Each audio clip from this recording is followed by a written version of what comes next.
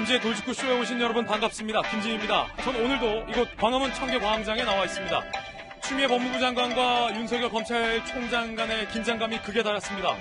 어제 오후 윤석열 총장이 건의한 중재안을 사실상 추 법무부 장관이 단칼에 거부했기 때문인데요. 추 장관과 윤 총장은 모두 다 현재 출근해 있는 상황입니다. 윤 총장의 건의는 추 장관에 의해서 거부가 됐고, 오늘 추 장관이 어떤 입장을 낼지 촉각을 곤두세우고 있습니다.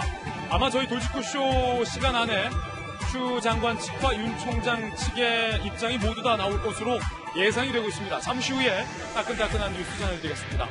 저는 비가 오나 눈이 오나 매일 아침 이곳에서 여러분을 기다리겠습니다. 김진의 돌직구쇼 지금 라이브로 시작합니다. 잠깐만요.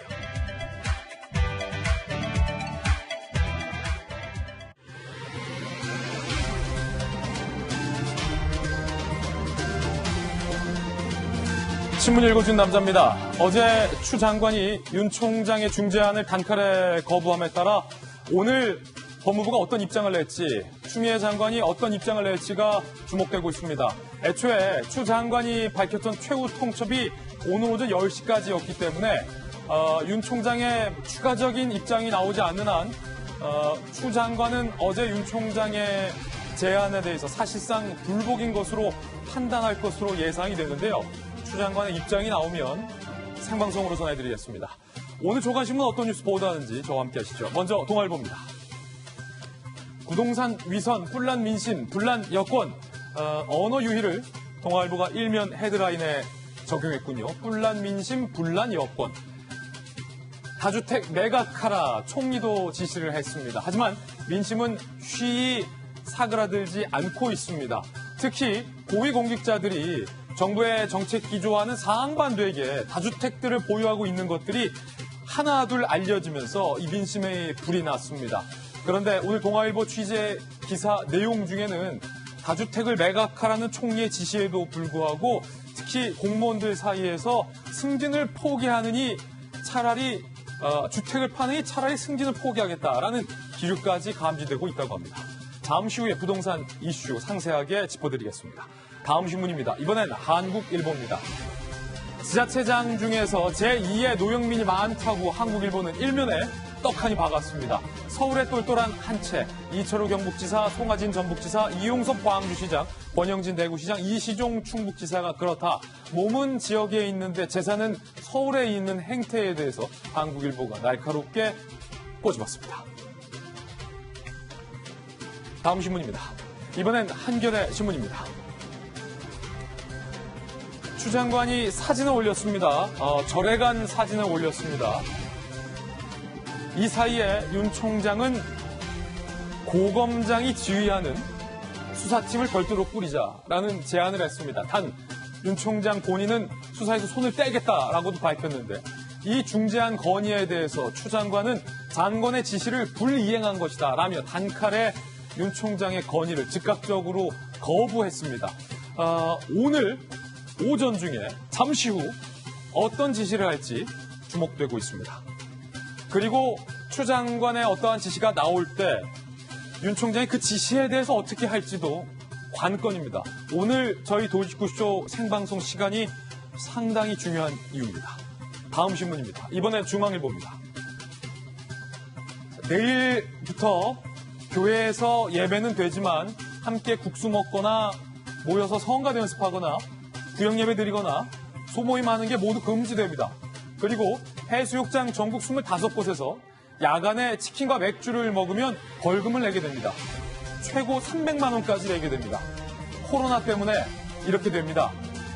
여러분의 생각은 어떠십니까? 다음 신문입니다. 이번엔 조선일보입니다. 한국에 도착한 비건의 발언, 첫 발언, 공식 회견. 난 최선희에 지지받는 사람 아니다. 북한을 향해서 상당한 불쾌감을 내비쳤습니다. 우리가 만나자고 한 적도 없는데 무슨 이라고 불쾌감을 밝혔습니다. 지금까지 신문 읽어주는 남자였습니다. 대검과 법무부 사이의 긴장감이 극대화되고 있는 오늘입니다. 저와 함께 등판한 등판 선수 소개해드립니다. 오늘도 법전 들고 출근한 정혁진 변호사님 모셨습니다. 어서 오세요. 그리고 돌직구쇼의 좌장이자 서울시 정무부시장을 역임한 민주당의 김영주 전 의원님 나오셨습니다. 다시 돌아온 바르다 박 선생, 박정하 전 청와대 대변인 나오셨습니다. 민주당의 청년 대변인입니다. 서재원 부대 모셨고요. 청와대 출입기자 출신의 베테랑 기자 이재명 부장도 나왔습니다. 모두들 어서 오세요. 반갑습니다. 오늘의 키워드 3가지 준비했습니다. 첫 번째 키워드는요. 백기입니다. 일촉즉발의 상황입니다. 어떤 입장이 어디서 나올지 모르는 상황입니다. 저희가 양쪽 모두 다 취재기자 나가 있고요. 귀를 곤두세우고 있습니다. 가장 발빠르고 정확하게 짚어드리겠습니다. 두 번째 키워드는 3년 전입니다. 부동산 정책과 관련해서 김현미 국토장관의 3년 전 발언이 모두 다 정반대로 되고 있다라는 지적이 오늘 조간신문에 실렸습니다. 사실일까요? 세 번째 키워드는 벌금입니다. 코로나19와 관련돼서 내일부터 시행되는 사안들이 있습니다. 잘 유의하셔야 벌금 안 낼 수 있습니다. 김재도 돌직구쇼 오늘의 톱뉴스로 문을 열겠습니다.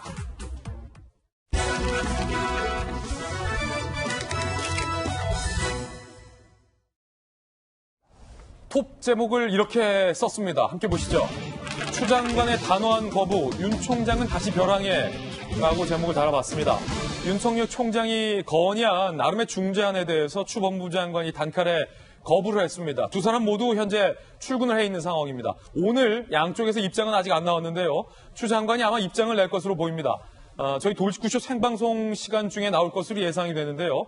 어떤 입장이 나올지 또 이에 대해서 윤 총장은 어떤 반응을 보일지 오늘의 관건입니다. 함께 보시죠.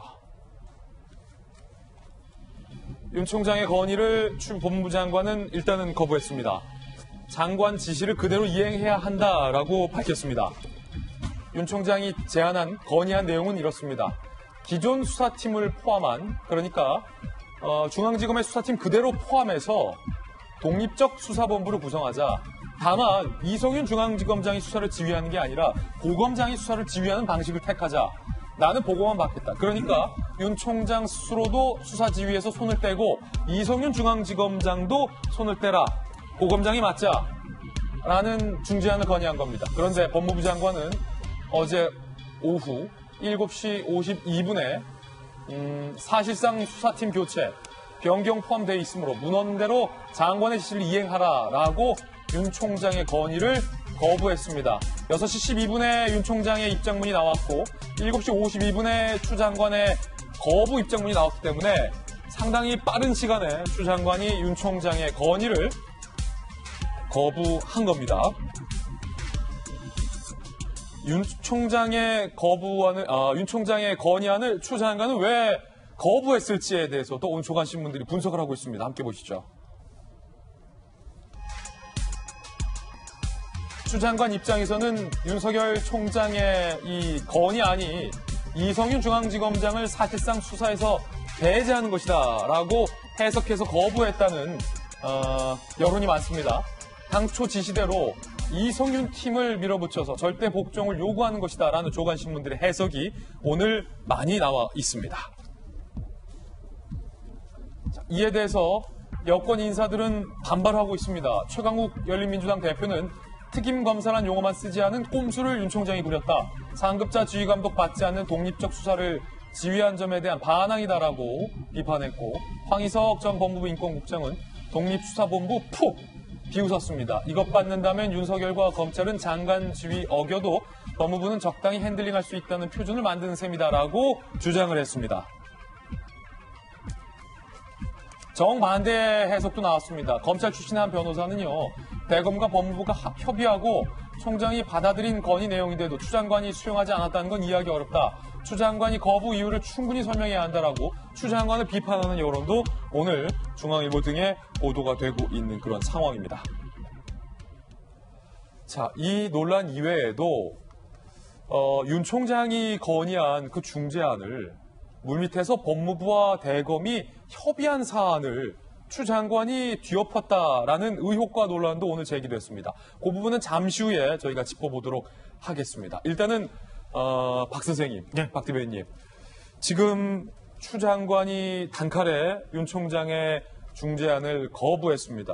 두 사람은 오늘 출근해 있고요. 아마 추 장관 쪽에서 오늘 입장을 밝힐 것으로 보이는데 일단은 윤 총장의 건의안과 추 장관의 거부 어떻게 보십니까? 글쎄요, 이제 추미애 법무장관이 그 수사지휘권에 대해서 얘기하고 검찰총장이 고심을 하다가 어제 6시 10분경에 입장문을 냈어요. 그러니까 나도 수사에서 손을 떼겠다. 대신에 고검장을 중심으로 해서 고등검사장을 통해서 수사를 할 수 있는 수사팀을 구성해서 하자라는 거를 1시간 40분 만에, 그것도 이제 거의 퇴근 시간이 다 지나고 1시간에 법무부가 급히 입장문을 냈습니다. 분으로 따지면 100분 만에 입장이 나온 거죠? 거의 정부 부처가 입장을 내는 것으로 치면 굉장히 유례가 없는 이런 상황으로 냈는데요. 이제는 글쎄요, 그전에 늘 얘기했습니다만은 추미애 장관은 늘 얘기했던 것처럼 이거는 윤석열 총장 믿을 수가 없는 거고, 그다음에 대부분의 대검 관계자들 빠져서 이성윤 서울중앙지검장을 통해서 수사를 하는 게 맞다라는 속내를 분명하게 드러낸 거고요. 어느 쪽에 더 명분이 있다고 보십니까? 저는 개인적인 의견입니다만은 지금 여러 번의 그 추미애 법무장관의 요구에 대해서 사실상 윤석열 총장이 너무 많이 수용을 좀 해가고 있는 과정이었거든요. 그러니까 극단적으로 법무장관과 검찰총장이 부딪히는 건에 대해서는 저는 윤석열 총장이 좀 빠지고 해왔다고 느껴져요. 그래서 제가 볼 때는 추미애 장관이 이제는 그저께도 말씀드렸습니다. 이제는 가면을 벗고 얘기를 해야 되는 것 아닌가라는 생각이 듭니다. 그러니까 자꾸 이 수사권을 가지고 이렇게 저렇게 얘기하는 게 아니라 윤석열 당신이 싫으니까 나가라라는 얘기를 장관은 해놓고 차라리 얘기를 하는 게 이게 얘기가 진행이 되지, 자꾸 작은 건 가지고 기관끼리 부딪혀서 국민들 피곤하게 만드는 것처럼 뭐라 할 일은 아니지 않나라고 저는 개인적으로 생각합니다. 예, 박 대변인의 개인 견해였고, 정혁진 변호사님은 어떻게 보십니까? 저는 윤 총장이 굉장히 고민을 많이 했어요. 왜냐하면 보면은 기존 수사팀을 배제한 것이 아니고 포함된, 그러니까 추미애 장관의 그 의견을 존중하겠다는 뜻이고, 하지만 독립된 수사본부인데 그 수사본부장이 누구냐? 김영대 검사장이거든요. 근데 지금 일반적으로 검찰 조직에 있어서 다른 조직도 마찬가지지만 최고 선임은 누구냐? 그 조직의 장이란 말이에요. 그러니까 일반적으로 검찰총장이 검찰의 최고 선임이 되어야 하는데, 그런데 지금은 거의 역사상 처음으로 검찰에서 최고 선임자가 연수원 기수로 따질 때 최고 선임자는 누구냐? 서울고검장이에요. 김영대 검사장이 22기고 윤석열 총장, 그다음에 이성윤 검사장이 23기이기 때문에 사실은 22기 최고 어떻게 보면 고참인 그 서울고검장에게 본부를 갖다가 맡기겠다. 내가 이 정도까지 이렇게 고민을 갖다가 했다라고 한 건데, 그런데 이제 추미애 장관이 그건 내 지시를 그 표현대로 하면 잘라먹었다 이렇게 이야기한 거 아니겠습니까? 그런데 이제 그렇다라고 한다면 추미애 장관이 지금 수사팀과 관련해서 이렇게 지휘를 내리는 목적이 무엇이냐?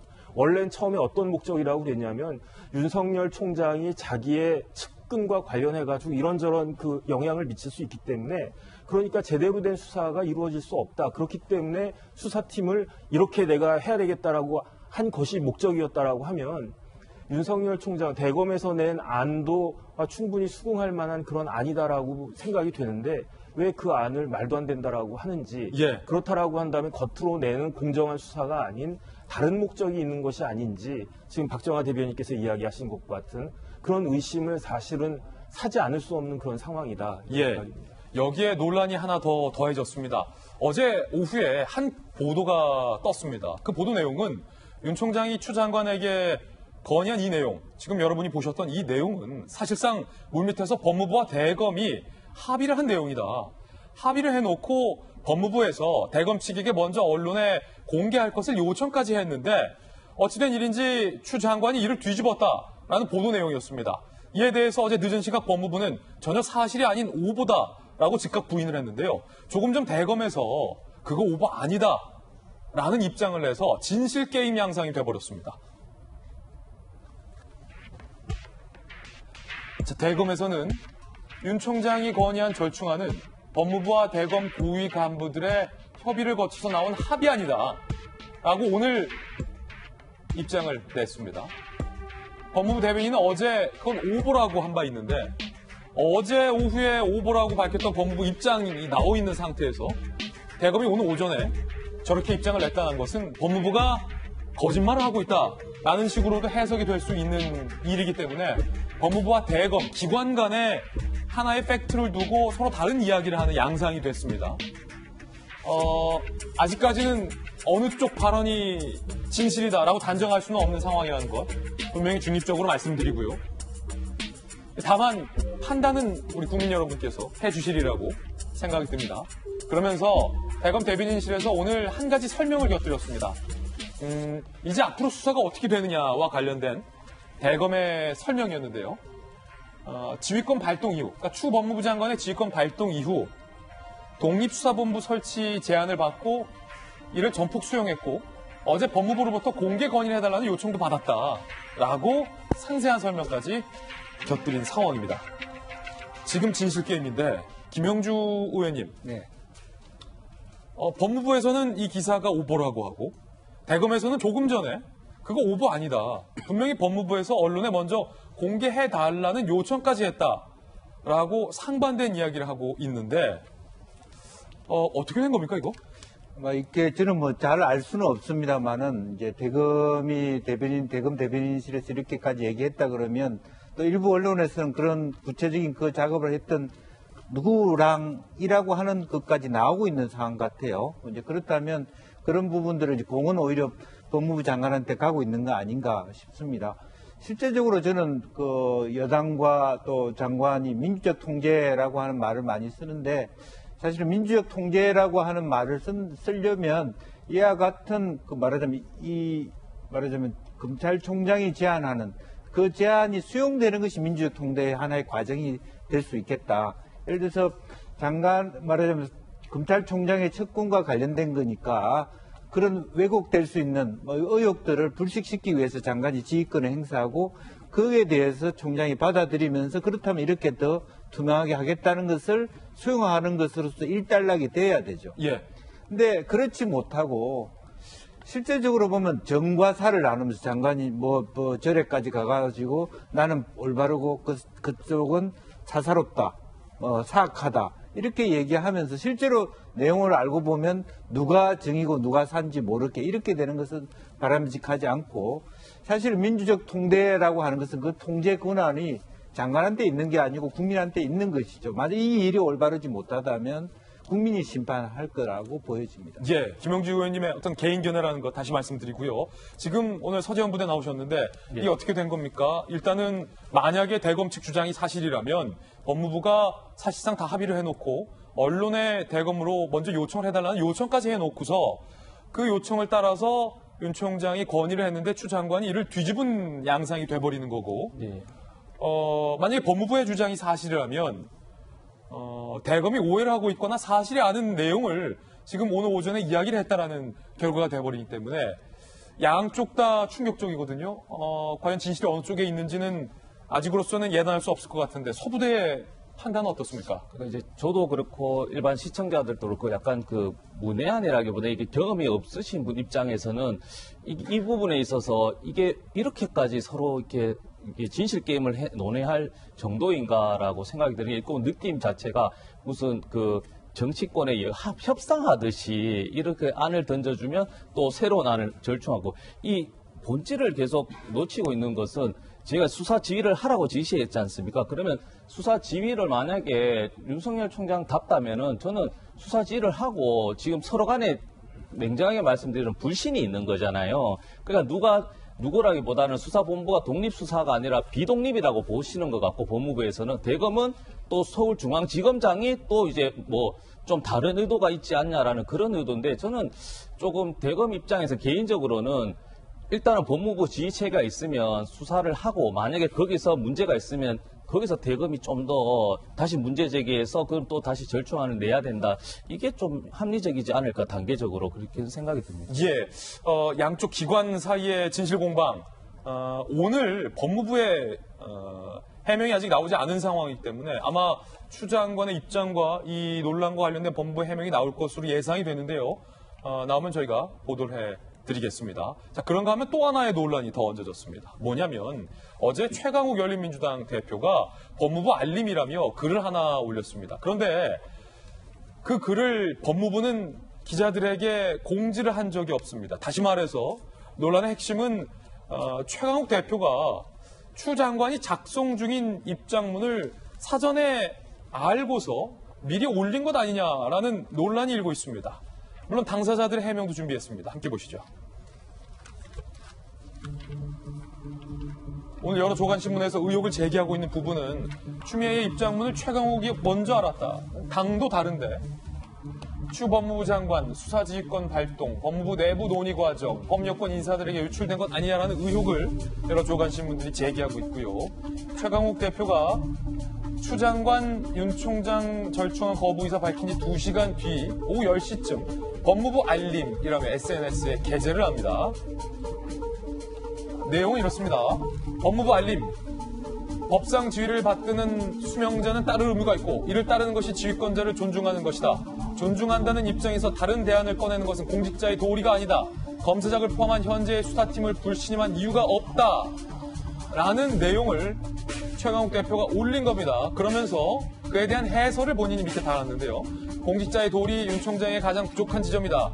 어제부터 그렇게 외통수를 했는데도 쯧쯧쯧이라며 해설을 했습니다. 그런데 최강욱 대표가 올린 이 법무부 알림이라는 모양새가 마치 법무부가 법무부 출입 기자들에게 제공하는 입장 알림 형태와 매우 유사해서 혹시 이게 추 법무부 장관이 오늘 밝힐 것으로 예상되는 입장문을 어찌된 일인지 최강욱 대표가 미리 알고서 올린 것 아니냐라는 논란이 현재 제기되고 있습니다.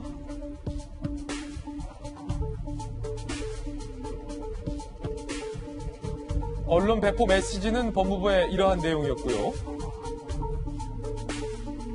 자, 이에 대한 법무부의 입장은요. 어떻게 최강욱 대표가 저런 글을 올렸는지 경위를 알지 못한다. 최강욱 의원이 올린 초안 버전이 추 장관에게도 보고되었는지는 내부 논의 과정이라 확인이 불가하다. 다시 말해서 추 장관과 최강욱 대표가 입장문을 서로 공유하는지 여부에 대해서는 확인이 불가능하다라는 입장을 낸 상황입니다. 이재명 기자, 이것 또한 상당한 논란이 일고 있는데 일단은 만약에 조간신문들이 제기한 의혹대로 열린민주당 대표인 최강욱 의원, 더군다나 윤 총장에 대해서 굉장히 비판적인 입장을 견지한 최강욱 대표가 사전에 추 법무부 장관의 작성 중인 입장문을 받아서 그걸 올렸다라는 게 의혹의 핵심이잖아요. 근데 이런 일이 가능합니까?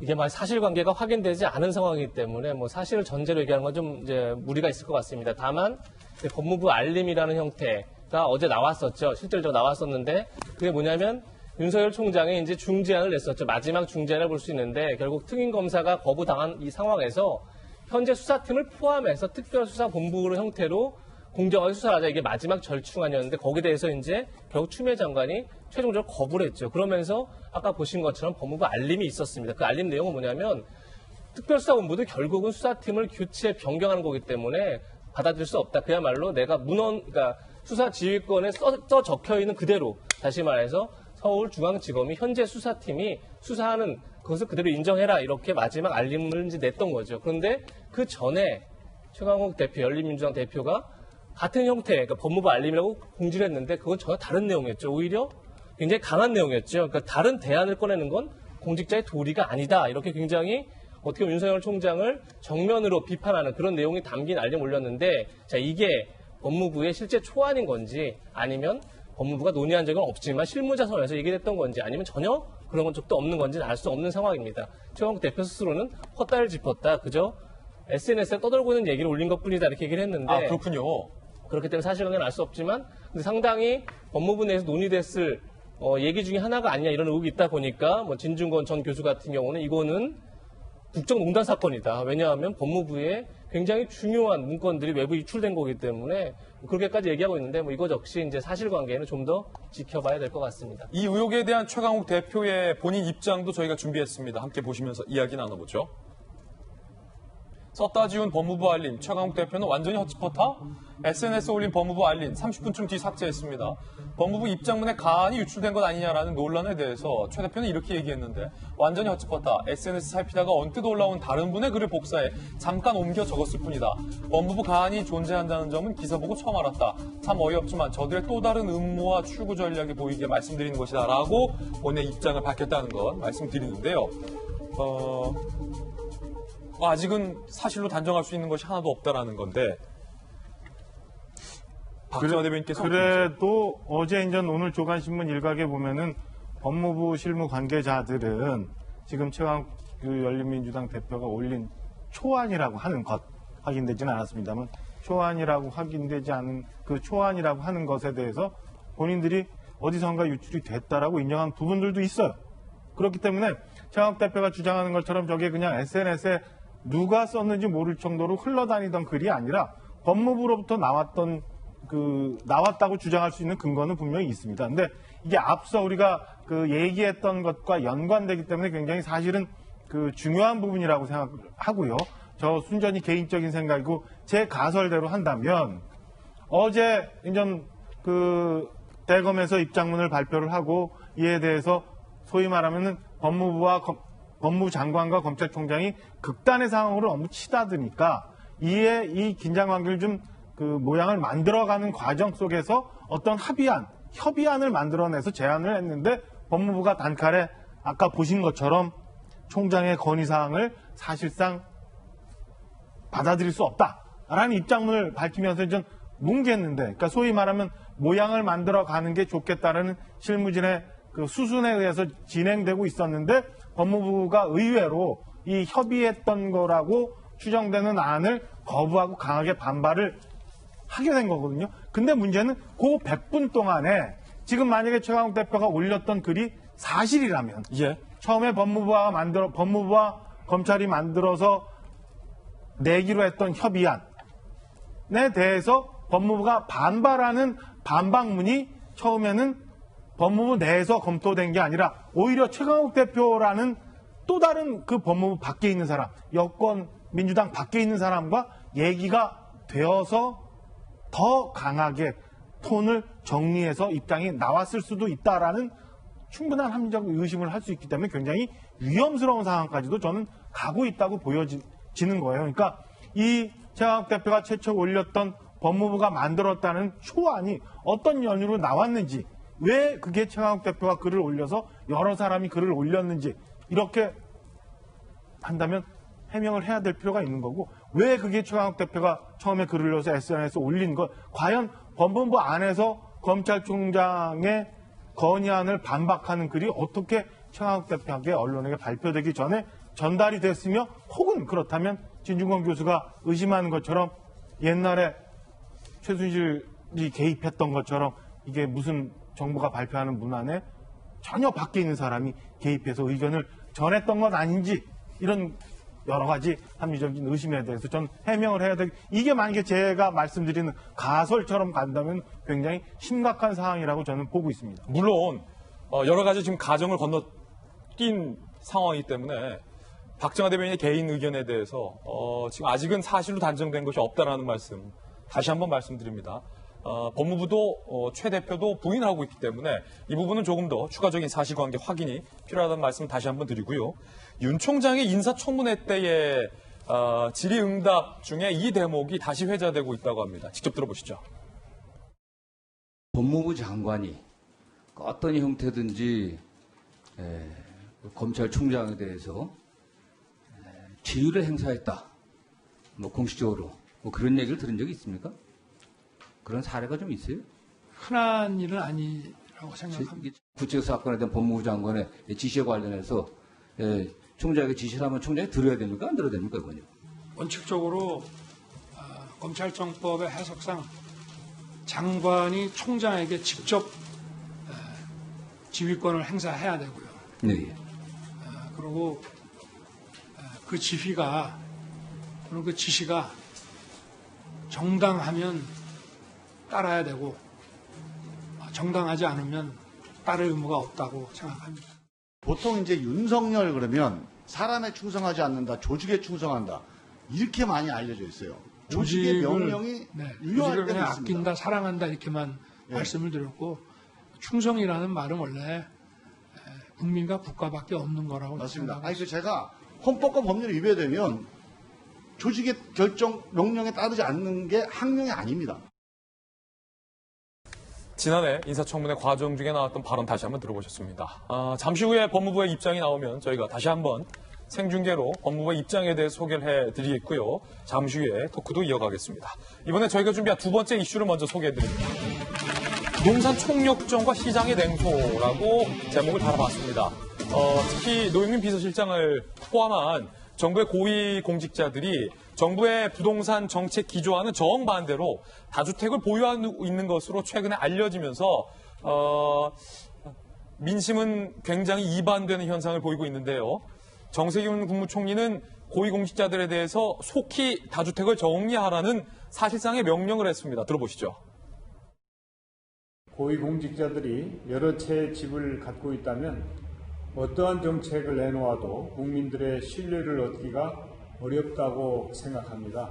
각 부처는 지방자치단체를 포함해서 고위공직자 다주택자의 경우 하루빨리 매각할 수 있도록 조치를 취해 주시기 바랍니다.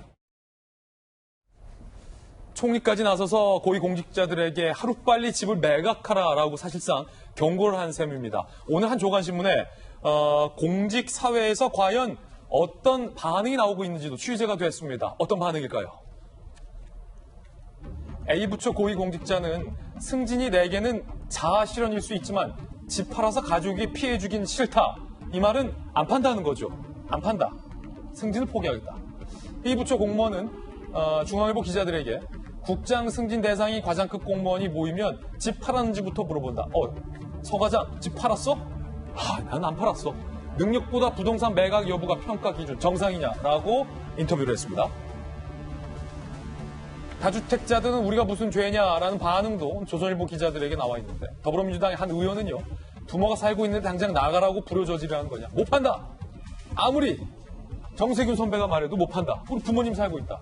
이렇게 조선일보 기자에게 인터뷰했고요. 청와대 관계자는요. 개인 사정이란 게 있는 거 아니냐. 한 채는 실거주, 한 채는 가까운 가족이 산다. 못 판다. 라고 조선일보 기자에게 얘기했습니다. 국장급 공무원 인사는요. 공무원이 무슨 봉도 아니고 부모님이 평생 살다 돌아가신 뒤 물려준 집을 팔라는 거냐. 안 판다. 라고 조선일보 기자에게 인터뷰했습니다.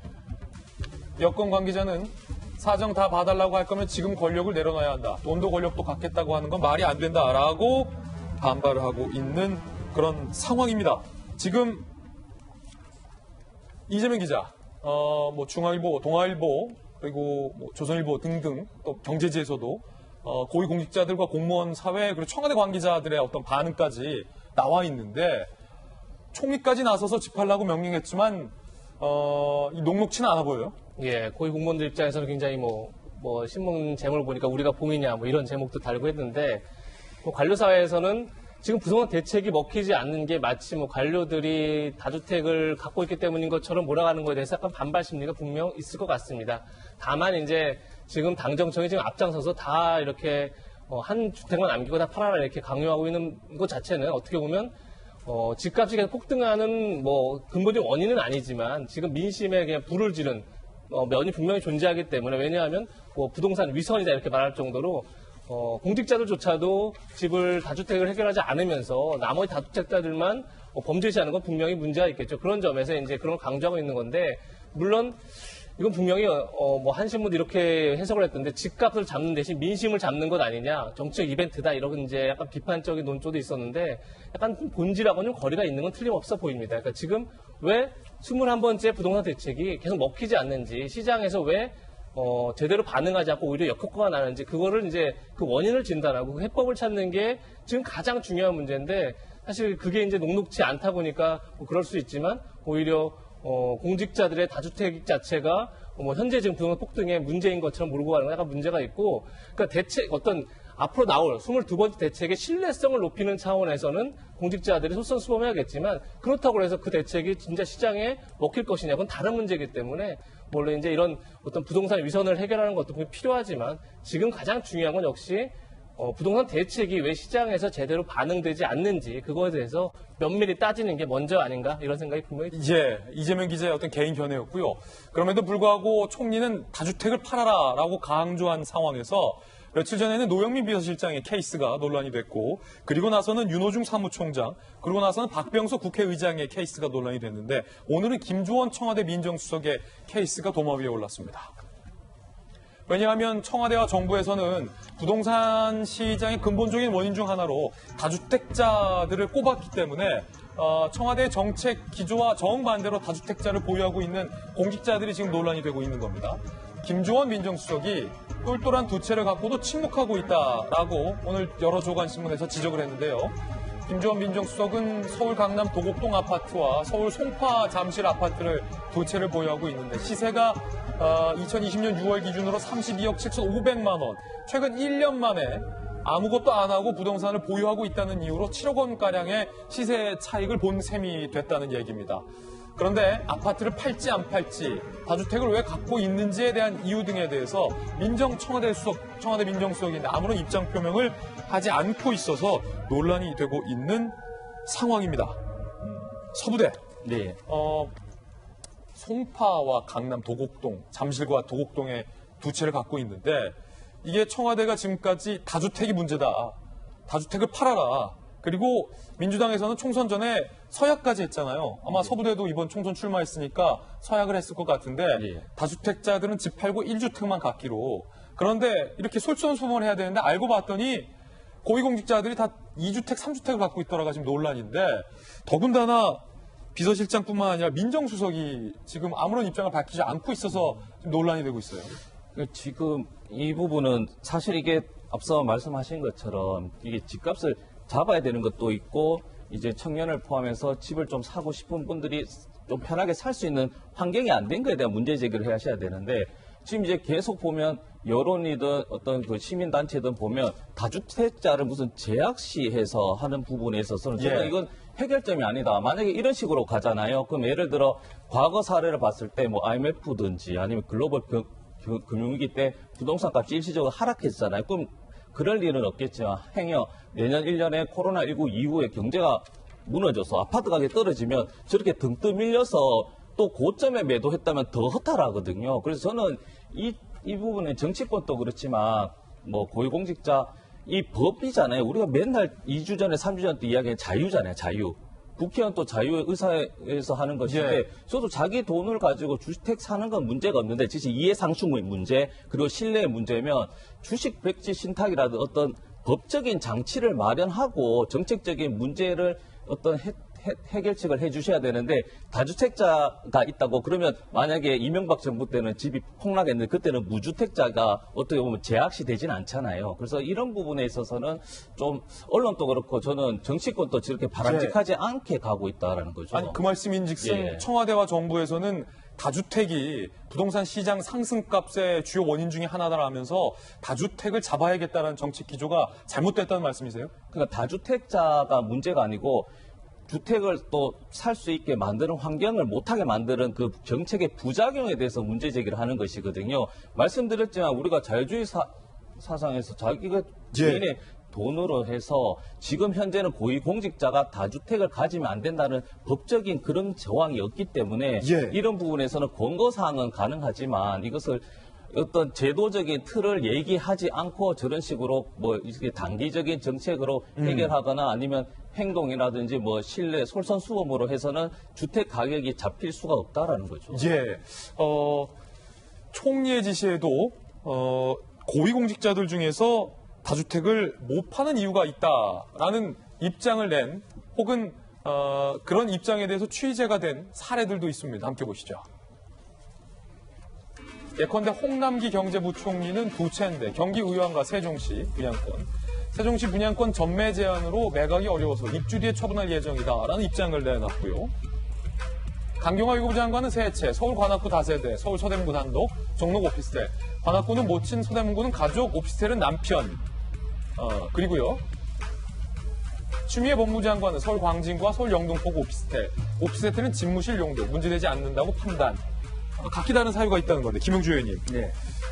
그러면 지금 시장에서 나오는 이야기가 서대원 부대 잘 말씀 주셨듯이 애초에 다주택이 문제라고 하질 말든가 아니면 다주택을 다 팔기로 약속을 하지 말던가 아니면 총리가 어떤 사정이 있는 분들은 다주택이지만 안 팔아도 된다라는 가이드라인을 국민들에게 밝히든가 해야 한다라는 여론이 나오고 있습니다. 조선신문에. 그렇습니다. 이제 지금 이제 공무원 전반에 대해서 주택을 갖고 따지는 것은 문제가 될 수 있지만 가령 뭐 국토부라든지 기재부라든지 어떤 부동산 정책을 입안하는 데 있어서의 말하자면 그 자기의 정책 영향권을 발휘할 수 있는 영역 안에 있는 고위공직자와 국회의 국토위라 기재위와 같은 그런 부동산 정책과 연관되는 정책 입안자, 정책 결정자들에 있어서의 주택에 대한 제한들은 좀 할 수 있는 부분이 있다라고 봅니다. 그나마 합리성을 올릴 수 있다는 부분이고요. 더 나아가서는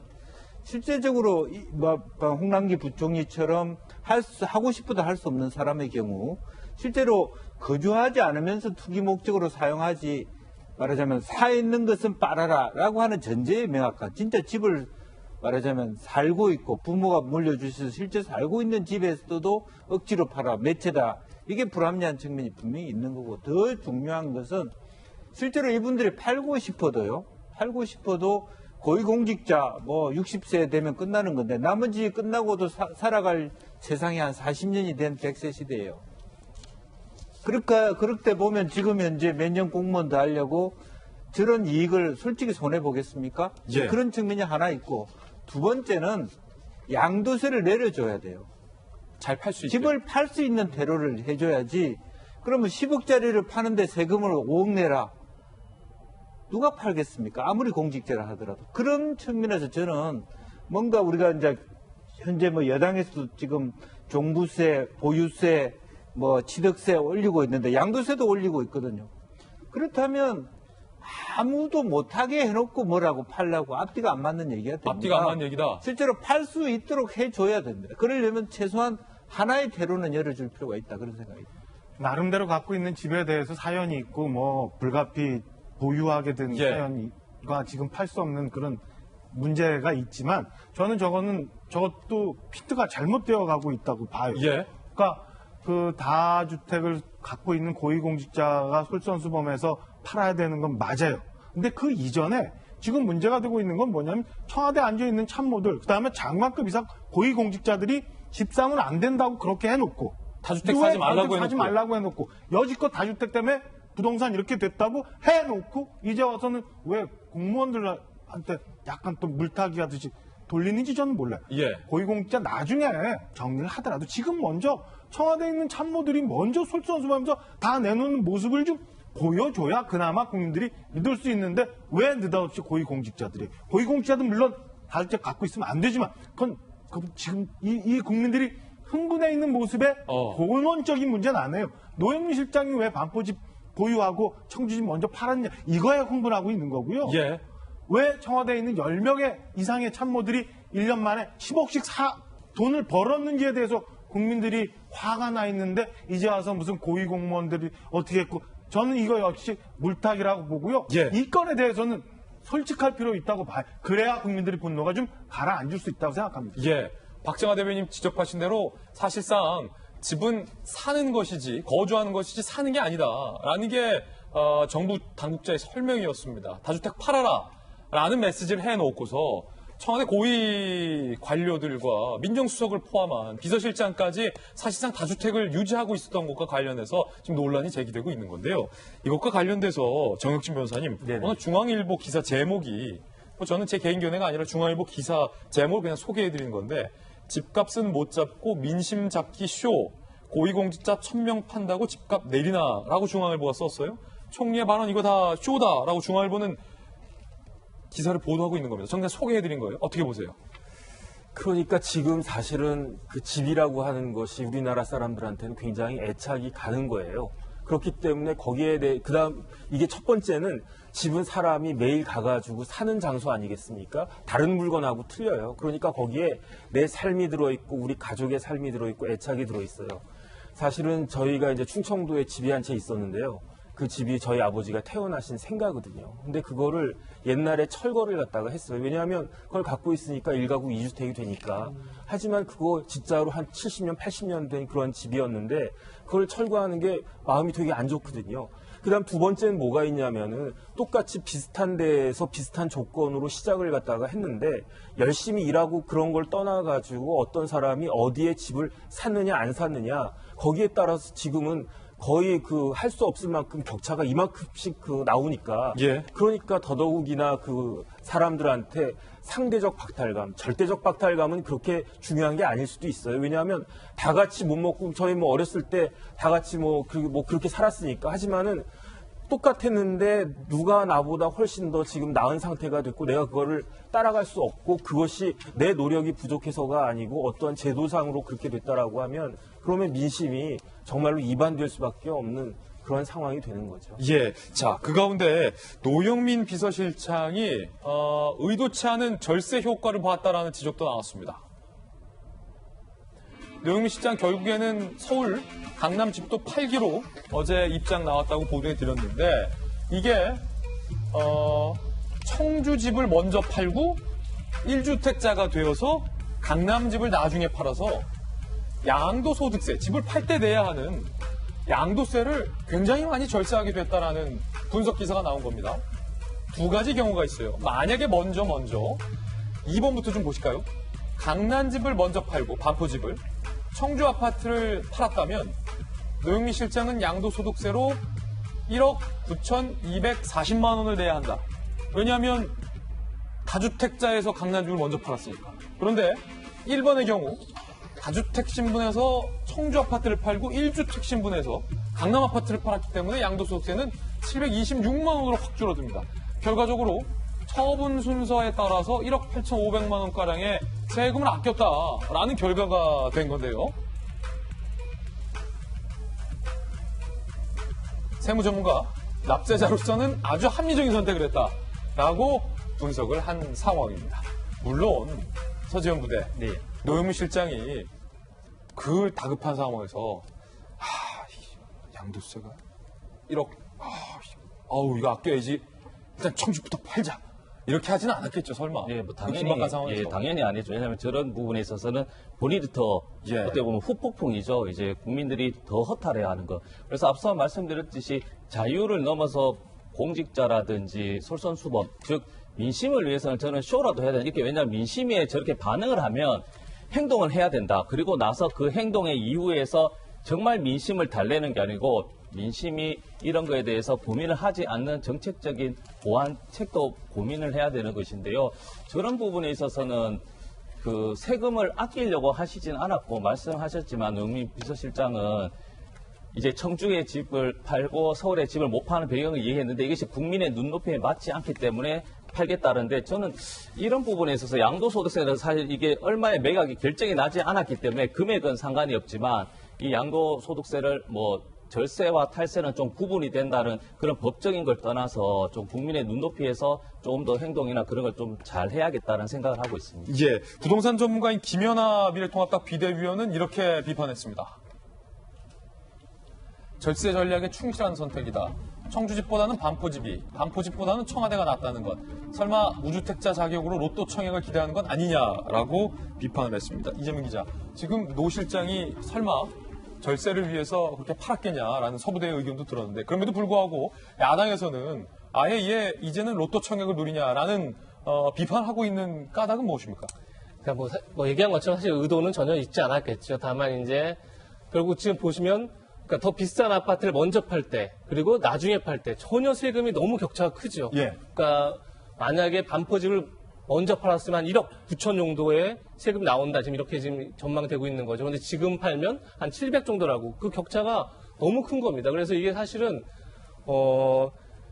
거의 지금 집값 대책이라는 게 가장 핵심이 집 많이 가진 사람들을 세금으로 징벌하는 듯한 그렇게 지금 돼 있는 거죠. 그러니까 그런 문제를 지금 이제 야당도 이렇게 우회적으로 지적하고 있는 게 아닌가 싶고 결국은 아까 전에 김영주 전 의원도 말씀하셨지만 집을 많이 팔 수 있도록 양도소득세를 낮춰주고 그래서 출구 전략을 만들어주고 그러면서 다주택자들이 집을 많이 공급 물량이 나올 수 있도록 만들어주는 게 어떻게 보면 지금 정책의 한 축이 돼야 되는데 그렇지 않고 집을 가진 사람은 무조건 세금을 많이 물려서 어떤 징벌하는 듯한 그렇게 접근하면 결국은 이 문제 해결할 수 없다. 이런 문제를 지금 야당에서는 지속적으로 제기하는 거고 따라서 정책이 충돌하지 않도록 지금 이제 22번 대책을 짜고 있는 상황에서 어떤 양도세와 취득세 그리고 종합부동산세를 어떤 식으로 조화롭게 해서 집을 가진 사람들이 자발적으로 집을 내놓고 또 시장에서 자연스럽게 공급과 수요의 원칙에 따라서 집값이 안정화될 수 있는지 그런 점을 좀 고려해서 대책을 좀 마련해야 되지 않을까 싶습니다. 예, 여러 패널들이 언급한 것을 정리해 보면 현 정부의 부동산 정책이 과연 실효성이 있는가와 관련된 논란, 그리고 그 정책 기조와 정반대의 내로남불 행태에 대한 논란, 이 두 가지 논란이 지금 특히 청년들 사이에서 일고 있는 건데요. 3년 전 김현미 국토부 장관의 동영상 속에 나온 발언이 모두 다 정반대로 됐다라는 논란도 오늘 일고 있습니다. 3년 전에 김현미 장관이 무슨 말을 했길래 이런 논란까지 3년 후인 지금 일고 있는 걸까요? 그때의 영상 직접 한번 들어보시죠. 가해현상을 뚫고 있는 이런 양상들이 좀 진정이 되어서 좀 실수요자들이 집을 살 수 있는 안정적인 그런 환경이 되는 것이 가장 바람직하지 않나. 자기가 꼭 필요해서 사는 거 아니라면은 집을 파는 게 좋겠다. 신혼부부라든가 이런 분들에 대해서는 좀 더 청약을 하기 쉽게 다주택자이신 분들은 임대사업자가 등록하시고 하시면 좋겠습니다. 저희가 세제라든가 금융이라든가 이런 혜택을 드립니다.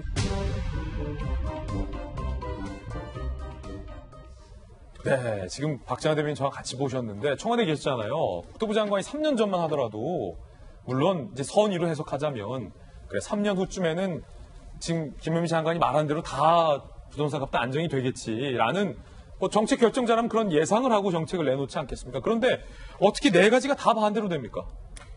지금 뭐 장관을 너무 이렇게 폄훼하려고 하는 건 아니지만 그래서 한간에서 김현미 장관의 전문성에 대해서 의심하고 있는 거 아닌가 싶어요. 3년 전에 딱 저런 얘기했는데 왜 각각이 다 반대로 정반대로 이렇게 가서 지금 부동산 난리가 대란이 날 정도로 이렇게 왔는지 잘 모르겠습니다. 저는 애초에 검토를 하면서 부동산 정책이 잘못됐다고 이제라도 정책의 수정을 하겠다고 하고 국민들한테 솔직하게 진솔하게 사과의 얘기를 좀 하거나 아니면 그 정책 방향에 대해서 잘못된 점을 인정하거나 하면 되는데 3년 전에 저렇게 얘기한 건에 대해서 지금 정반대로 돌아가고 있는데도 아직도 남 탓하고 제도 탓하고 있는 것에 대해서 국민들이 좀 화를 내고 있는 것 같거든요. 김현미 장관 저렇게 얘기한 3년 전에 동영상 보면서 지금 일각에서 얘기하는 것처럼 전문성 없다 하고 있는데 왜 대통령 책임 안 지우는지 잘 모르겠고요. 좀 전에 저희 봤습니다만 노영민 실장 저 반포 집 때문에 부동산 국민들 감정이 저렇게까지 치솟아 올라왔는데 왜 그 건에 대해서는 아무 말씀 안 하시는지 잘 모르겠어요. 이게 애초에 수요 공급에 맞춰서 시장 원리에 맞춰서 부동산 시장 맞추면 된다고 판단을 했으면 되는데 혹여 집 많이 갖고 있는 사람은 우리 편 아니고 남의 편 적이고 우리는 착한 사람 우리 편이고 저 사람 나쁜 사람이니까 다주택자 먼저 막 몰아가면은 우리 투쟁 방식에 따라서 국정 동력이 막 생길 거다라고 생각하면서 옛날식 운동권식 방식대로 지금까지 국정을 운영해 와서 생겨났던 문제가 아닌지 한번 좀 냉정히 돌아봤으면 하는 생각. 지금이라도 다시 한번 시장 원리에 맞춰서 부동산이 안정이 될 수 있도록. 그다음에 내 집 마련하려고 한 푼 두 푼 모아가고 있던 서민들이 순간순간 바뀌는 정책에 따라서 혼돈이 생기지 않게끔 해줬으면 하는 그런 바람이 있습니다. 아까 얘기한 것처럼 사실은 우리나라 환경에서 아파트 제대로 된 아파트 받을 수 있는 좋은 방법이 분양이라는 건데 몇 년씩 적금 내고 청약예금 해봐야 아까 본 것처럼 신혼부부들 자격이 안 돼서 받지를 못해요. 그런데 3년 전에 뭐 신혼부부들 위해서 뭘 하겠다고 말로만 이러지 말고 지금이라도 냉정하게 정책에 대해서 한번 좀 돌아보셨으면 하는 그런 바람 갖고 있습니다. 예. 자, 속보가 들어왔습니다. 앞서서 예고해드렸는데 법무부의 입장이 나왔는데요. 특히 지금 법무부와 대검 간의 진실게임 양상을 보이고 있는 부분은 앞서 소개해드렸듯이 윤 총장이 추 장관에게 건의했던 그 내용, 독립수사본부, 이거를 법무부와 얘기를 다 해놓고서 추 장관이 뒤집었다라는 논란과 관련해서 법무부에서는 서울고검장을 팀장으로 해달라는 요청을 대검에서 해오긴 했다. 다만 법무부 실무진선에서 검토를 한 거고 이를 법무부 장관에게 따로 보고한 적은 없다. 즉, 추 장관이 합의된 걸 뒤집은 게 아니다. 실무진선에서 논의되다 그냥 폐기된 사안이다. 라고 주장을 했고요. 그리고 법무부가 대검에 언론에 먼저 요청을 해달라라고 얘기한 사실이 없다라고 법무부가 밝혔습니다. 다시 말해서 법무부의 지금 주장은 대검이 주장했던 법무부가 언론에 먼저 공개해달라고 요청을 했었다라는 것은 거짓이다라고 법무부가 반박을 하고 있는 겁니다. 이 건과 관련해서 대검과 법무부가 서로 정반대의 얘기를 지금 하고 있기 때문에 두 기관 중 한쪽은 단단히 착각을 하고 있거나 단단히 거짓말을 하고 있는 것으로 해석될 여지가 있기 때문에 과연 어떤 것이 진실인지 여부에 대해서는 지금 이 방송을 지켜보시는 국민 여러분들께서 조금 판단해 주셔야 될 것 같고요. 현재로서는 누가 진실을 얘기하고 누가 거짓을 얘기하고 있다라는 식의 단정은 매우 힘들다라는 것 말씀드릴 수밖에 없을 것 같습니다. 이 부분과 관련돼서 추가적인 취재를 통해서 아마 내일 조간신문 등에 보도되는 내용 등에 대해서도 저희들이 내일 상세하게 덧붙여서 취재를 해드리겠습니다. 보도를 해드리겠습니다. 현재 나온 속보 내용 정리해드렸고요. 정익준 변호사님. 한 말씀만 드리면요. 법무부가 영어로는 Ministry of Justice잖아요. 그런데 정의는 거짓말이 아니거든요. 그러니까 저는 일단은 그 명칭에 답게 법무부가 거짓말하지는 않을 것이다라고 믿고 싶고요. 예. 그런데 만약에 대검하고 이야기가 정반대란 말이에요. 만약에 법무부가 그럼에도 불구하고 이름에 걸맞지 않게 거짓말을 이야기한 것이라면 거기에 대한 엄중한 책임을 져야 되지 않을까 하는 생각이 듭니다. 근데 저게 보시면은 다 진실을 얘기했을 수도 있는 것이죠. 실무진에서는 사실은 이제 협상이라기보다는 서로 이제 그 생각의 간극을 또 좁힐 또 필요가 있고 책임이 있기 때문에 실무진에서는 뭐 개인적인 혹은 좋은 아이디어 차원에서 한 것인데 대검에서는 이것이 뭐 법무부 장관의 지휘라고 생각했을 수도 있는 것이니까요. 이것을 너무 이게 단정지어서 이게 뭐 진실이냐 거짓 누구가 거짓말하냐 이렇게 몰아갈 필요는 없을 것 같습니다. 아니요. 제가 말한 부분은 언론에 공개 건의해달라는 요청을 법무부에서는 대검에 한 적이 없다라고 하고 대검에서는 법무부가 했다라고 했기 때문에 그러니까 그 어느 부분과 관련돼서는 실무진 선이 있을 것 같은데 그 선에 대해서 어떤 그 더 위에 상위에 대한 보고가 있었는지는 이제 확인해 봐야 되는 거죠. 그러니까요. 그 부분에 대해서 제가 좀 확인해 봐야 된다는 말씀을 드린 거고요. 어쨌든 서로 다른 입장인 건 맞죠? 서로 해석을 다르게 하시는 거죠. 그렇죠. 예. 입장이 다른 건지 예. 해석이 다른 건지도 그 또한도 좀 한번 따져봐야 될 것 같아요. 자, 전해드렸습니다. 속보까지. 이번엔 저희가 준비한 다음 순서입니다. 오늘의 하플 시간인데 오늘은 어떤 분들이 하플에 등장했는지 함께 보시죠. 방한한 비건미 국무장관이 센 발언을 했습니다. 그리고 반기문 전 유엔 사무총장이 한마디 했습니다. 두 번째는 고 최숙현 선수의 일기장이고요. 세 번째는 문희상 예우법이라고 불리는 발의된 법이 뭔지에 대해서 얘기가 나오고 있습니다. 방한한 비건미 국무부 장관이 북한에 대해서 불쾌감을 드러냈습니다. 직접 들어보시죠. Absolutely clear. We did not request a visit. This visit, I also want to be very clear on one point. I do not take my direction from Vice Minister Choi Sun-hui, and nor for that matter do I take it from Ambassador John Bolton. I take my guidance from the conclusions of the several meetings that President Trump and Chairman Kim have had over the last 2 years. 자, 김용주 의원님, 비건미 국무장관이 상당히 좀 불쾌한 느낌이에요. 나는 최선이나 볼턴 지시를 안 받는다. 우리가 뭐 만나자는 요청한 적도 없는데 북한 왜 그러냐? 뭐 이런 식이죠? 네, 그렇습니다. 이제 본인 스스로가 굉장히 실질적 권한을 가지고 있다라고 하는 측면이고 이번 방문의 목적이 뭐 대북 접촉하고 아니고 말하자면 한국과 미국의 어떤 동맹, 또 한일 관계, 이런 어떤 미중 관계, 이런 여러 가지 복잡한 동북아 정세를 어떻게 풀어갈 것인가 하는 여러 가지 사항, 또 부분적으로 뭐 한미 워킹그룹과 관련된 논의도 있을 수 있겠습니다만은 그런 측면이 있습니다. 그런데 여기서 눈여겨봐야 될 것은 나는 트럼프와 김정은의 얘기를 지침으로 삼는다라고 했는데 트럼프 대통령이 나는 도움이 된다면 김정은과 다시 만날 용의가 있다 이렇게 얘기를 했습니다. 예. 그렇기 때문에 더 나아가서 그 만나려면 지금 현재 최선희 같이 창조적이지 않고 구닥다리 같은 생각의 파트너가 아니라면 역으로 보면 김정은 위원장한테 역제안을 하는 것이죠. 파트너를 좀 바꿔서 한다라면 트럼프하고 말하자면 다시 만나서 뭔가 이렇게 비핵화 논의를 이어갈 수 있다. 그러나 그럼에도 불구하고 여기서 중요한 것은 명확한 비핵화의 논의가 그 우선순위가 크다는 것이고 대북 제재 완화로 가는 이야기는 아니라는 측면을 한번 환기할 필요는 있을 것 같습니다. 그렇군요. 앞으로 어떻게 될지가 상당히 촉각이 곤두세워지는데 이 시점에서 반기문 전 유엔 사무총장이 현 정부에 대해서 이렇게 주장을 했습니다. 너무나 일방적으로 북한의 입장을 이해하려고 또 옹호하는 듯한 이런 태도를 계속 취하는 경우에 계속 북한한테 끌려다니는 이런 상황뿐이 될 수가 없습니다. 조급한 마음을 가지지 말고 북측에 구걸하는 듯한 태도를 보이지 않기를 바랍니다.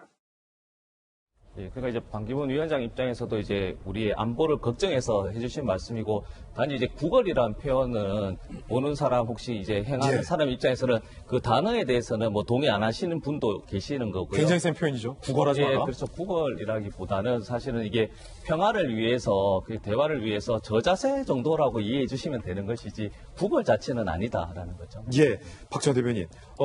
북의 개성 남북공동연락사무소 폭파에 대해서 정부가 취한 대응에 대해서 반기문 전 유엔 사무총장이 굉장히 실망했다라고 설명을 하는 과정에서 나온 표현이거든요. 사실은 국민들 많은 부분 일각에서 나오고 있는 우려에 대해서 반기문 전 총장이 대신 얘기를 했다고 저는 봐요. 우리 서 대변인께서는 구걸이라는 표현이 좀 과하다라고 말씀을 하시지만 저는 저렇게 충분히 얘기할 수 있는 상황이었지 않나라는 생각입니다. 우선은 그동안 북한이 굉장히 엄청나게 심한 말폭탄 계속 퍼부어왔잖아요. 우리 대통령에 대해서 엄청난 일도 했고요. 소위 쟤들이 말하는 삐라를 통해서 대통령 사진과 사진을 굉장히 험하게 폄훼하는 일도 있었고, 결국에는 우리 국민들이 낸 세금으로 지어놓은 개성의 남북 연락사무소 단 4초 만에 폭파시키고 나서도 아무런 꺼리낌 없이 뻔뻔하게 있는데 우리 정부 아무 말도 못했어요. 오히려 여권 일각에서는 무슨 대표로 안 쐈으니 그나마 다행이라는 듯, 저거는 우리가 크게 손해보는 거 아니라는 등 국민 정서와 반하는 얘기들이 있었는데요. 지금 일각 대통령 주변에 있는 분들이 여전히 아직도 남북 대화를 하기 위해서는 우리가 더 참아야 된다라고 하고, 심지어는 한미 군사훈련, 주한미군까지도 얘기하는 상황으로 오는데요. 반기문 전 총장이 그동안 노무현 대통령도 모시고 굉장히 외교 수장으로서 일을 해오기도 했고, 그동안 국제사회에서 유엔 사무총장으로 일해오면서 있었던 경험을 바탕으로 저렇게 얘기한 거니까, 저기도 어떤 일리가 있는 부분이 있고, 저 부분에 대해서도 우리가 한번 정책에 반영할 부분이 있고, 언젠가는 한번 불러서 남북 문제에 대해서 우리 반기문 전 총장의 고견을 좀 참고해 봐야겠다라는 열린 마음으로 우리 남북 정책에 대해서 좀 고민을 해주십사 하는 생각이 좀 듭니다. 반기문 전 총장의 발언도 전해드렸고요. 두 번째 앞으로는 고 최숙현 선수의 일기장인데, 일기장을 훔쳐본 동료들에게 고 최숙현 선수가 남긴 메시지도 있고요. 그 전에 나도 고 최숙현 선수를 때렸다. 뒤늦은 폭행 인정이 나왔습니다. 나도 때렸다. 모두 폭행. 뒤늦게 인정. 오늘 한겨레 신문이 보도한 내용인데요. 자, 경주시청의 같은 팀의 A 선수가 나도 최숙현 선수 폭행했다. 도저히 말할 분위기가 아니었고 선배의 잘못을 들추는 건 있을 수 없는 일이라고 생각했다. 후배 선수들이 국회까지 가서 증언하는 모습을 보며 내가 선배로서 부끄러움을 느껴서 용기 냈다. 최숙현 선수에게 미안하다라고 인정을 했습니다. 2016년 2월 뉴질랜드 전지훈련 때 감독이 우리를 불러내 나가보니 감독은 술 마시고 있었고 숙현이가 폭행당한 뒤 열중셔 자세를 하고 있었다. 감독은 니들이 선배니까 맞자면서 우리도 때렸다. 주장 선수가 훈련장 등에서 최 선수 폭행하는 것도 적어도 한 달에 3-4번은 봤다라고 인정을 한 겁니다. 자, 지금 정혁진 변호사님, 감독 나는 직접 폭행하지 않았다라고 국회에서 부인한 상황. 그런데 주장 선수도 지금 폭행을 했다는 의혹과 관련돼서 당사자들은 모두 부인을 하고 있는데, 다른 선배 선수가 나와서 나도 때렸고 감독이 때렸고 주장 선수도 때렸다라고 지금 폭로를 한 거예요? 네네. 일단 최숙현 선수는요, 말 그대로 철인 소녀였어요. 그런데 그런 최숙현 선수가 스스로 그와 같은 선택을 갖다가 했다라고 하는 것은 그럼 사람들이 상식적으로 대충 추단할 수 있는 그런 일이 있었다라고 생각할 수가 있는 거죠.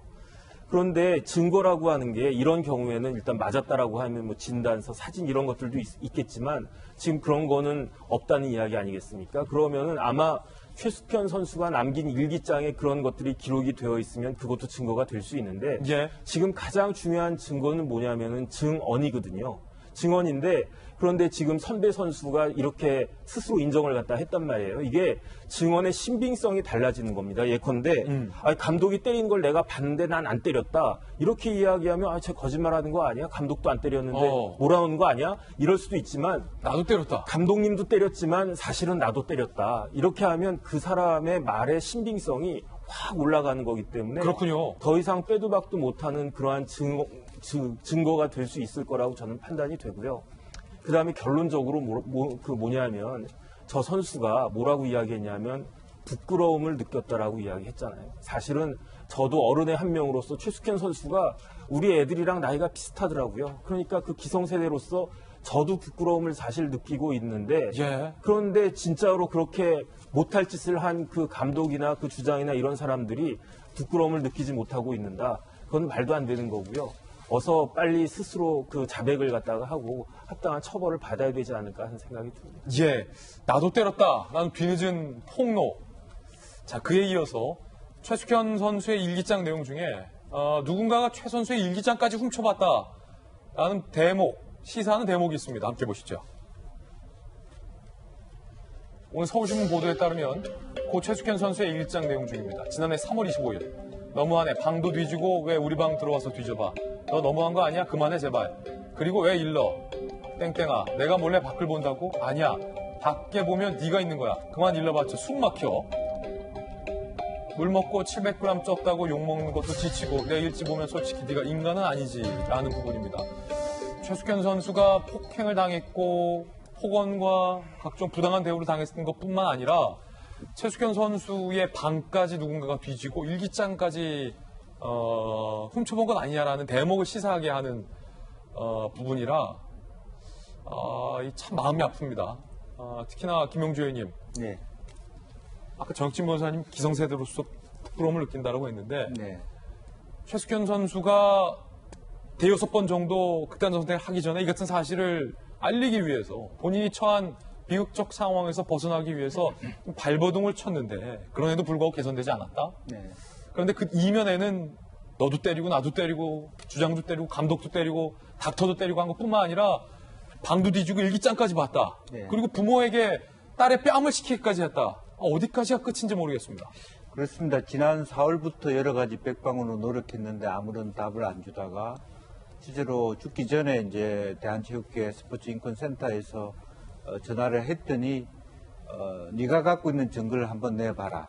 이렇게 얘기하니까 이제는 내가 갖고 있는 증거 없다.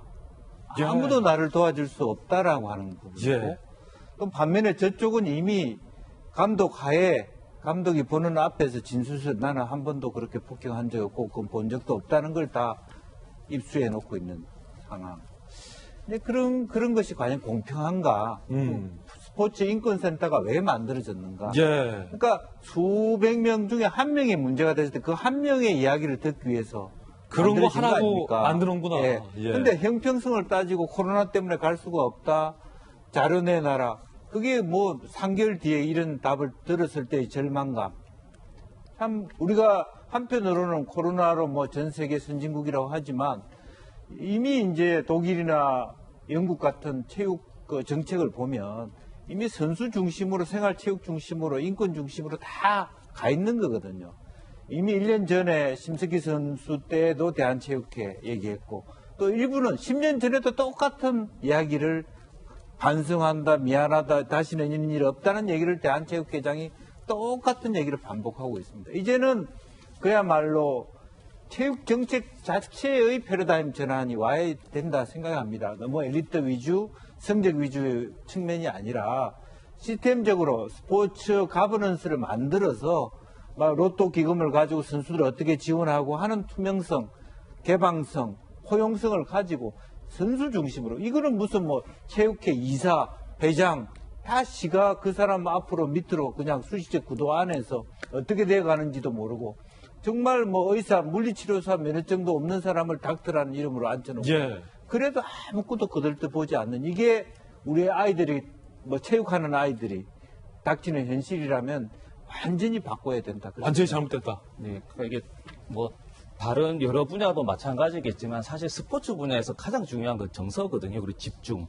그런데 저 최숙현 선수 같은 경우에는 일기장까지 뒤져본다고 하면 그 불안전한 정서선에서 운동을 제대로 했을까라는 의문이 들고. 운동은 또 멘탈이잖아요. 그렇죠. 근데 이런 부분에 있어서 제일 힘들어도 원래는 이겨낼 수 있는 것이 사실은 부모님도 있지만 동료의 힘이거든요. 맞습니다. 맞습니다. 근데 이 동료가 불의한 일을 당했는데도 동료가 그거를 본인들도 가담을 하고 감독이 했는데 그걸 방관했다는 거죠. 그러면 사실은 이거는 단순한 감독이나 폭행 사건이 아니다라는 거죠. 그래서 동료 의식을 한번 생각해야 되고 동료들도 좀 힘들지만 행동을 해야지 이것이 후회하지 않거든요. 그래서 예. 이제는 정말 그 고인의 망자에 대한 최소한의 예의를 위해서라도 이런 걸 좀 법적인 것도 있지만 동료 의식도 좀 가져야 된다는 거죠. 사실. 예.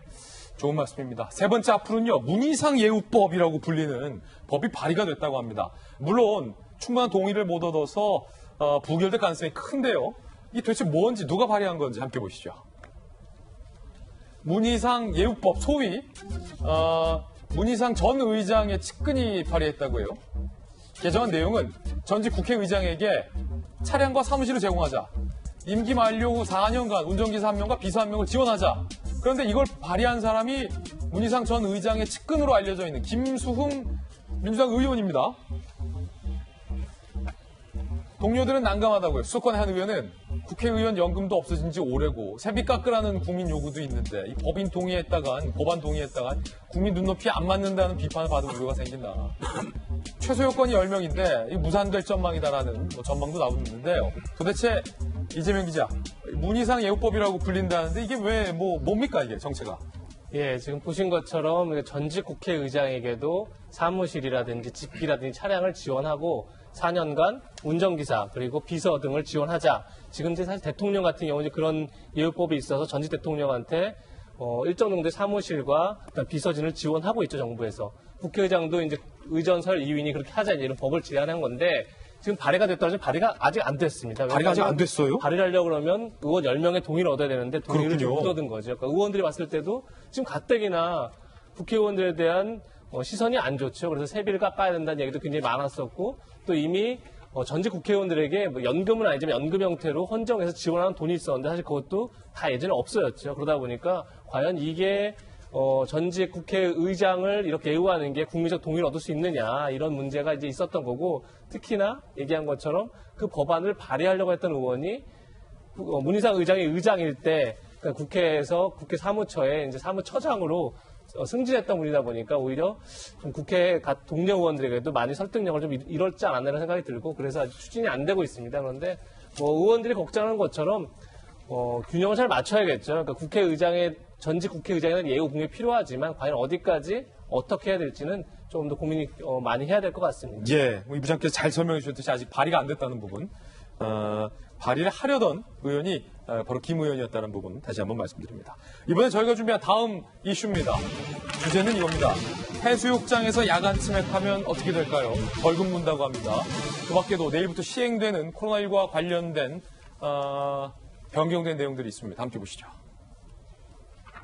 자, 이 부분이 좀 논란인데 내일부터는 교회에서 예배는 드릴 수 있지만 딱 거기까지라는 거예요. 그 이외에 예배 이외의 소모임 식사는 금지다. 일단 내용부터 보시죠. 정규 예배 외 다른 활동이 불가하다. 교회의 각종 대면 소모임 식사 제공도 금지됩니다. 찬송가를 부를 시에 반드시 마스크를 착용해야 된다. 수칙 어길 시 교회 책임자와 교인들에게까지 300만 원 이하의 벌금이 주어질 수 있고요. 해당 조치에서 성당이나 절은 제외돼서 이게 논란이 되고 있습니다. 개신교계에서는 이미 자체적으로 교회 내 소모임과 여름교육 행사 자제를 강력히 권고한 상황에서 지극히 관리적 발상의 면피용 조치다. 중대본이 이번 조치를 즉시 철회하라라고 반발하고 있는 그런 상황입니다.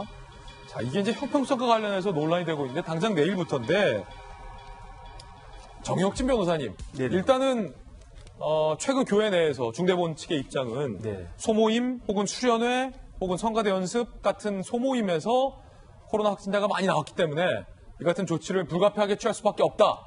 라는 게 중대법의 설명이긴 한데, 이에 대한 반박으로는 최근 불교 절에서도 특히 이제 절의 공식적인 행사에서 확진자가 많이 나와서 지역 감염으로도 전파된 사례가 있는데도 불구하고 왜 유독 성당이나 절이 아닌 교회만을 집어서 이같이 제약을 두는 것에는 형평성이 없다라는 반론이에요. 그래서 사실은 기독교계에서도 반발이 좀 있는 것 같아요. 왜냐하면은 그 천주교도 그렇고 불교도 그렇고 종교가 여러 종교가 있는데 왜 기독교에서만 그러느냐. 근데 제 생각에는 아마 기독교의 수련회 갔다가 그래서 이제 확진자가 여러 명 나온 그 일 때문에 그 이야기를 갖다 한 것 같고요. 그런데 어쨌든 법대로 하면은 300만 원 이하 벌금은 맞아요. 이게 감염법 예방법에 따라가지고 정부에서 지정을 갖다가 했고 그 지정을 위반했을 때는 그 벌금을 갖다가 매기도록 되어 있으니까. 그 다음에 또 그 법이 또 강화가 되지 않았습니까? 그런데 또 애매한 게 그렇다고 해서 그러면 천주교하고 불교나 다른 종교도 여기에 포함을 시켜라. 정부에 또 그렇게 요구할 수도 없고. 그런데 제 생각에는 어쨌든 정부의 시책이니까 교회 대부분의 교회들은 예배 드릴 때나 다 거리 띄우고 온라인 예배하고 잘 지키고 있는 것으로 알고 있거든요. 정부 시책에는 따르는 것이 맞지 않겠나 하는 생각이 듭니다. 예. 자, 논란은 여전할 것 같고요. 여름밤 해변에서 치맥도 이제는 못 즐기게 됐다는 소식도 새로운 소식입니다. 유의하셔야 할 것 같습니다. 여름밤 해변 치맥 못 먹는다. 야간에 해수욕장에서 음주 및 취식행위 금지, 집합제한 행정명령. 하지만 낮에는 가능하다. 오후 6시, 7시부터 다음날 오전 9시, 10시까지는 금지된다. 는 거예요. 그렇군요. 그러니까 밤이 아니라 저녁, 여름 저녁 6시, 7시는 뭐 밝잖아요. 뭐 8시까지도 상당히 밝은데, 저는 밤이 아니라, 6시 반에 먹었는데요. 그래도 사실은 단속될 수 있다. 유의하셔야 되고요. 지난해 이용객 30만 명 이상, 대형 해수욕장을 대상으로 하고, 충남 지역은 6곳 내일부터, 부산, 강원 등 기타 지역 19곳은 오늘 25일부터 단속이 시작된다고 하고요. 이거 만약에 적발되면 최대 벌금 300만 원까지 볼 수 있다고 합니다. 해양수산부 입장에서 볼 때는 코로나 바이러스는 낮에는 활동을 안 하고 자다가 밤에 6시 이후에는 활동한다고 생각을 하나 봅니다. 그러니까 최근에 이제 코로나가 우리가 처음에 이제 그 사회적 거리두기에서 생활 속 거리두기로 약간 완화가 되고 이후에 최근에 5월 연휴 이후에 조금 번져가는 상황이고 상황이 어려워지는 상황이니까 각 부처별로 저렇게 뭐 대책이라고 내놓는 것 같은데요. 저희 지금 좀 전에 본 것처럼 뭐 낮에는 그러면 해안가에서 얼굴 맞대고 치맥해도 되고 그때는 그럼 코로나가 전파가 안 되나요? 밤에만 막는 건 또 뭐고 그 다음에 일반 바닷가 놔두고 30만 명 이상 해수욕장만 저렇게 대상으로 해서 뭐 규제를 하고 이러면 코로나가 잡히나요? 제가 볼 때는 우리 코로나가 그래도 K-방역이라고 하면서 지금까지 온 이유가 두 가지 우리 얘기하잖아요. 헌신적인 우리 전문 의료진들. 두 번째는 솔선수범한 국민의식 이런 거 얘기했는데 애매하게 할 거 없으면 그냥 해수 같은 부처 코로나 하는데 끼지 말고 가만히 그냥 계셔도 돼요. 나머지 그냥 우리 질본이나 중요한 전문가들이 확산되는 거 막을 수 있는 대책 내놓을 때 그거에 도와줄 수 있는 일 도와주면 되지 괜히 일하는 척하느라고 저렇게 탁상 공론식 대책 내놔봐야 국민들한테 욕만 먹는다는 생각 다시 한번 말씀드립니다. 예, 물론 이거 이제 우리 박정하 대변인의 개인적인 의견입니다. 예. 아마도 해수부 입장에서는 낮에는 바이러스가 뭐 전파가 안 되고 이런 게 아니라 낮에는 관리가 가능하겠지만 이제 밤에는 아무래도 관리위원들이 없고 또 최근에도 해운대에서 외국인들이 밤에 이렇게 폭죽을 쏘면서 약간 난동을 피우는 그런 사건이 있다 보니까 아마도 이제 밤에 관리가 어렵다 그런 차원에서 한 게 아닐까 그렇게 이제 추정은 됩니다. 예. 자, 더우니까 또 해수욕장도 많이 가시고 하는 건데 이런 논란이 있군요. 날씨도 한번 알아보겠습니다. 어제 많이 더웠는데 오늘은 더 덥다고 합니다. 기상캐스터 연결해서 알아보겠습니다. 허영 캐스터, 오늘 더 더운데 뭐 장마까지 다시 시작된다면서요? 네, 어제 오후에는 시원한 음료수가 절로 생각나는 날씨였죠. 오늘은 더 강한 더위가 찾아올 텐데요. 특히 서울의 한낮 기온이 33도까지 오르면서 어제보다 3도나 더 높겠습니다. 이런 날씨에 마스크까지 쓰니 더 답답하고 덥게 느껴지실 텐데요. 그래도 잊지 말고 꼭 착용해 주시고요. 또 볕이 강한 낮 시간대에는 무리한 야외 활동을 자제해 주시기 바랍니다. 오늘은 중부지방을 중심으로 기온이 크게 올라 덥겠습니다. 낮 동안 서울과 춘천이 33도, 대전은 32도로 예상됩니다.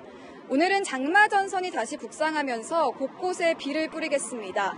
먼저 오늘 오후 제주도를 시작으로 밤에는 남해안에 비가 내리겠고요. 내일은 전국으로 비가 확대되겠습니다. 모레 아침까지 제주 남부와 산지, 경남 해안에 많게는 200mm 이상의 큰 비가 쏟아지겠고요. 경북 내륙과 전남, 강원 영동에 30에서 80mm, 서울 등 중부지방에는 5에서 40mm의 비가 내리겠습니다. 이번 장맛비는 내일 밤이면 대부분 그치겠습니다. 오늘 밤사이 제주와 경남 해안에는 천둥과 돌풍을 동반한 시간당 50mm 이상의 세찬 비가 쏟아지겠습니다. 시설물 피해 없도록 미리 점검해 두시는 게 좋겠습니다. 지금까지 광화문에서 채널A 뉴스 허유원입니다. 네, 오늘 뉴스가 많은 날이었는데 뉴스 속보까지 모두 다 전해드렸습니다. 지금부터 시작되는 인터넷 라방 이사말로에서는요. 오늘의 주제 추미애 장관이 원하는 것 과연 무엇일지 오늘은 또 김영주 의원님과 이재명 기자 두 분 모시고 본방에서 못다한 이야기들 라방에서 속 시원하게 이야기해보겠습니다. 지금 이사말로 라방에 접속해 주시기 바라겠습니다. 저희들은 내일 아침 9시 15분에 더욱더 풍성한 소식 들고 인사드리겠습니다. 오늘 하루는 분명 어제보다 나을 겁니다. 좋은 하루 되십시오. 고맙습니다.